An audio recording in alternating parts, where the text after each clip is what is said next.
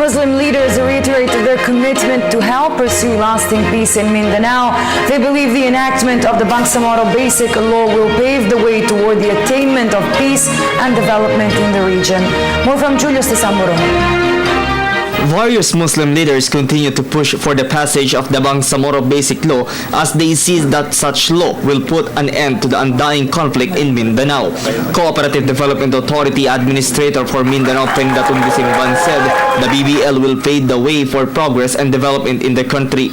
Yung Bangsamoro Basic Law, yan po yung kailangan natin para hindi po mangyari yung ganyan na sa paano. Kung hindi po ma-aprobahan yan, ano po ang mangyayari? Anong alternative? War? Wala pong magtatagumpay sa war. Lahat, lalo na yung mga sibilyan, ang siyang maapektuhan yan.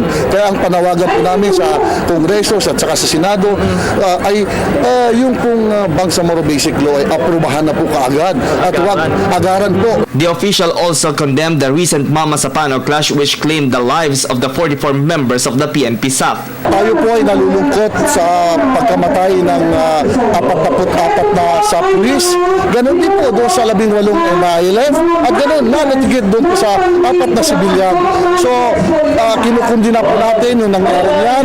Sana po ay hindi dapat nangyari yan dahil maraming buhay ang nalagas. Truth, justice, and peace. Ito nga po yung nakalagay sa aking t-shirt. Panawagan ng truth, justice, and peace.